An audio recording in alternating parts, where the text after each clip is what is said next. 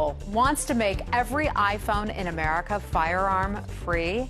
The latest software update that you probably keep getting notices about, well, listen to this. This green squirt gun is replacing the pistol revolver emoji. Really? The change is coming nearly a year after a group against gun violence launched a social media campaign called Disarm the iPhone. So you want to use the revolver? Nope, you now get a squirt gun. You saw the video I just played before I started talking, and it is this group called Disarm the iPhone. Well, that's not the real group, but I'll get to that a little bit later. They want to disarm the iPhone. So their whole purpose was to have this, air quotes, grassroots campaign to get the CEO of Apple, Tim Cook, to remove the pistol emoji from the iPhone. They were successful. Now the pistol emoji has been replaced with a green squirt gun. When I first read this story, I'm like, man, this is kind of stupid. It's kind of a silly story. I didn't really want to do a video, but I dug a little bit deeper beneath what's going on. Before I get any further, I just want to say that this whole thing was not grassroots. It's not grassroots. My man, Yuri Bezmenov, the former KGB person, I saw a video with him and he said that there is no grassroots movement.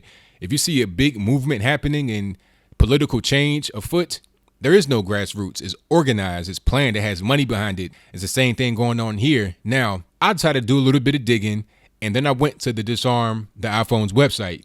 On the website, you see the mission statement: help convince Apple to remove the gun emoji and take a stand for stricter gun accessibility in America.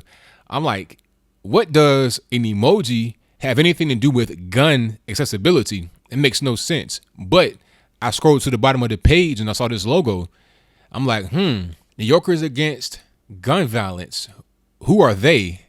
Are they behind the actual, air quotes, grassroots movement? And of course they are. I'll go to their page and look at what we find. You can see the picture before you. You have pretty much white people wearing suits.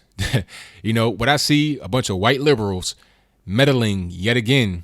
And these people are not just any old individuals. These people have passed legislation. They passed an act in New York in 2013 called the New York Safe Act, and I'll place the full text of that in the box below. Now, the summary of that quickly is they have banned certain kinds of weapons from New York.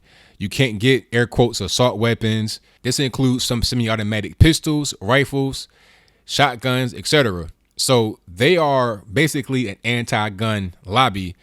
But they won't call themselves a lobby. They'll say, we just want to take action. We're an advocacy group, right? But on their website, they call themselves an advocacy group, but then they call the NRA a gun lobby. Funny how that works, right? And one more thing about them, they are also a 501c4. Now, what that means is they are tax exempt, they're a nonprofit, and as the IRS says, what they do is for the, air quotes, good of the community. Now, I don't know how what they do is for the good of the community. I don't think controlling guns and trying to ban guns from a certain place is doing good for the community, but I digress. A 501c4 status means that beyond being tax exempt, they are also able to receive donations, but they are not required to tell anyone where the donations come from. They can get money from Saudi Arabia, Qatar, Iran. It doesn't matter. They're not required to actually tell you that. Right. So it's really a big operation. Who knows where the money's coming from? They can get the money from George Soros or anybody. So really, you got a big, powerful lobby that's anti-gun that pushed this whole thing through. Now, some may say, well, why do they need to focus on the squirt gun emoji? It's like it's kind of like low-hanging fruit. It's deeper than that. It's a war, right? The NRA is on one side trying to preserve gun rights, and these people like the New Yorkers against gun violence, they're on the other side of gun rights. Matter of fact, you can see the young lady here, a woman named Leah Gunn Barrett. That's her real name. I'm not making it up. She is the leader of this organization. Click, and you can access your gun. So it's very straightforward. I've seen these for as little as $24. Also, You saw her right there showing off this big shiny gun safe, right? It might even be a smart safe, so they may be able to control that remotely. So if you've been a bad boy or a bad girl and your gun is in the safe, they'll send a code to it and you can't access it, right? That is what's going on here. They're a big anti-gun lobby, but I digress. Now, some may say, well, why is it important for them to get the emoji changed on an iPhone from a pistol revolver to a squirt gun? Well, that's a great question, but what you have to understand is it's a war going on. In a war, you have battles. You have big battles, you have small battles. You chip away and you ultimately win the war. And it could also be cultural Marxism. You see what's going on when they replace it with the green squirt gun. In my mind, when I saw that, it kind of sent off a dog whistle. I'm like, okay, maybe they're trying to send a message about how young black men get shot with air quotes fake guns. I saw a guy at this rally holding a green squirt gun and kind of like brandishing it at an officer, trying to taunt him. A lot of these so-called grassroots movements are not grassroots, like I said before. These things are not just happenstance. They're very organized and they're very planned. I wouldn't even doubt it if the guy that had that green squirt gun at the rally was put there by somebody from one of these groups that works in tandem with New Yorkers Against Gun Violence. I mean, it makes sense to me. It's almost encouraging others to do the same thing. Go out and get you a green squirt gun and brandish it on officers to try and taunt them about the whole gun violence thing and the young black males getting shot and killed by police for no reason, which we all know that have our right state of mind is not true. But they're organized. I mean, I saw rallies around here. It was a situation where you had 3 black men that got shot on Facebook Live and nobody really cared. It wasn't really a big story. The next day you had 2 Black Lives Matter marches. Those marches were not anywhere near there. They were completely in other places in a mostly white area. And I saw on the news, it was 2 black guys in front. They had the tape in their mouth, which is very common in these so-called air quotes grassroots protests. They got a lot of the same features in it. It's almost like they have the same props that come from a central office somewhere in China, right? They produce these props and then they get sent to a place and then they just use them and it's all part of one big thing. But anyway, there's 2 black guys in the front and there's a white guy running around with a clipboard talking to him. So I'm like, is this grassroots or is this a paid organization doing this? Because you got to understand, in order to have a march go off well, you got to have planning that happens. You got to coordinate with the city.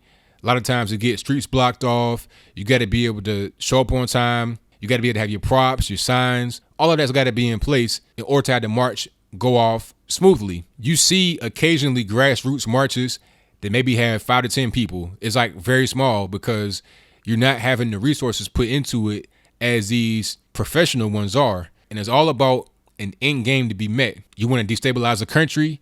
You want to push your gun control, whatever you want to do. You do it with these methods of Marxism, of cultural Marxism. And it starts with little things like the iPhone emoji. You basically say, okay, we're going to disarm the iPhone.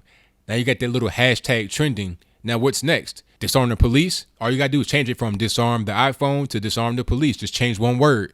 And boom, now you got a whole new thing going on. You can ride off the wave of the previous hashtag and just keep going like that. I mean, it makes perfect sense. I don't have much more to say about it. I think it's kind of a crazy situation. New Yorkers Against Gun Violence. They want to have the Disarm the iPhone website, but they don't really want you to know that that's just a part of them. They probably got some guy in a basement or in a cubicle that does these little things. It creates websites and puts out these little things that they go out and do. It's their money that they get from donors. Who knows who the donors are, because you're not required to disclose that being a 501c4. It could be anybody, right? It could be Saudi Arabia. It could be Yemen, Iraq, Iran, who knows, giving them this money to go out here and engage in cultural Marxism.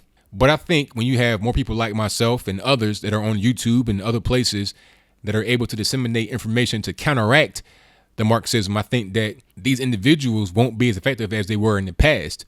Because in the past, you could pretty much do any kind of thing and there would be no way for anybody to kind of fact check what's going on. Nobody would really come behind you and question it, really.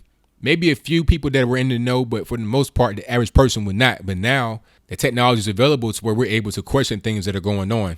So that's all I got to say about that. So what do you think? Do you think that this is an example of cultural Marxism? Is there a plan afoot? Is it deeper than just air quotes disarm the iPhone? Is there more to it? Or am I overreacting?